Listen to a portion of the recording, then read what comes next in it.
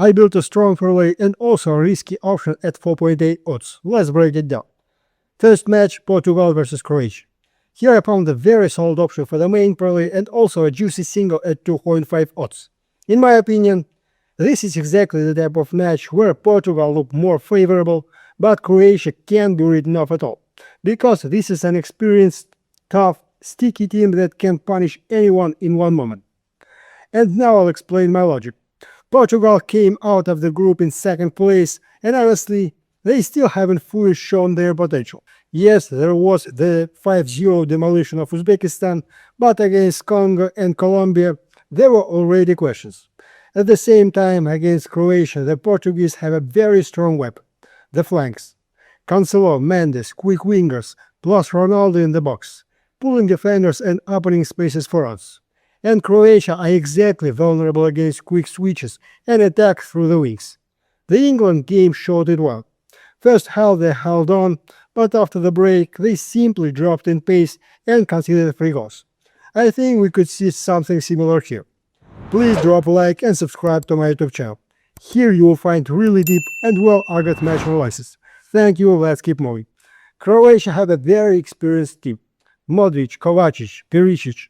Huge class, no doubt, but the age is starting to show. At a high tempo against Portugal's fresh flanks, it will be hard for them. Plus, Roberto Martinez has much deeper bench options. In the second half, he can throw on Leao, Conceição, and simply finish off a tired defense. But at the same time, I don't believe this match will be easy.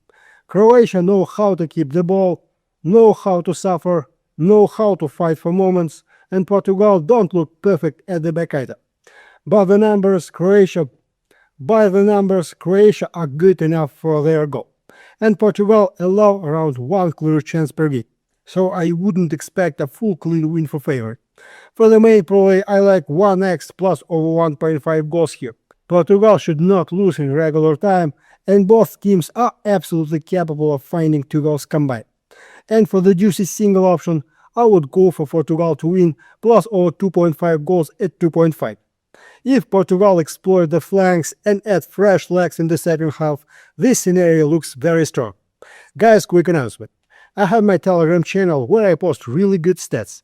Everything is fully transparent and honest, daily reports with screen recordings, a huge amount of feedback. I don't hide my face, I pay taxes as an entrepreneur, and I run several YouTube channels. I left the link to my Telegram channel in the description below. Let's continue. And separately, guys, I want to touch on the small markets. But I'll say right away, I don't recommend blindly copying because these are very slippery markets. First thing, yellow cards. In my opinion, the bookmakers expect this to be too calm of a match. Although referee Espenes Cast is not the kind of referee who lets everything go. He already showed 4 yellow cards in Uruguay Cape Verde at this World Cup, and before that, in 4 straight international matches, he gave at least 5 warnings. So if this game gets physical, he knows how to pull cards. There is logic with the teams too. Portugal in general are on the dirtiest side, but if the game doesn't go their way, they can get nervous and fall too. But Croatia are even more interesting here. They are an older team, and against Portugal's quick flanks, they'll often have to stop attacks, break runs, and make hard challenges. Against stronger opponents, Croatia can easily collect 2 or more bookings. So for the main parlay, I would look at Croatia over 1 yellow card. And if you want to take more risk and bigger odds, I would like Croatia over 1.5 yellow cards at 2.1. Guys, on bigger odds, I don't want to use my main bankroll, because odds above 2 are always risky. So I usually like to use welcome bonuses from partners.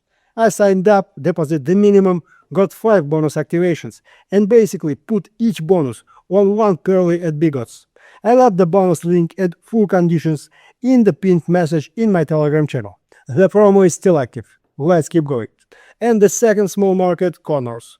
The hit rate here is debatable, but the numbers really stand out. In the recent head-to-head between Portugal and Croatia, the teams consistently produced a lot of corners, minimum 12, maximum 17. In the 2020 matches, it was a similar story, again 12 and above, sometimes up to 16. And stylistically it makes sense. Portugal will heavily attack through the flanks, while Croatia don't just sit back and know how to answer through the wings too. If the game turns into back and forth attack, the corner could count be really high. So as a risky option, I would consider over 10 corners at 2.65. But once again, this is a small market, very capricious, so only carefully and without overloading. Second match, Switzerland versus Algeria. In my opinion, this is one of the most underrated matches of this stage. On paper, Switzerland look like favorites, but I don't think it will be that simple. Both by line and style, this is the kind of game where you can catch strong value.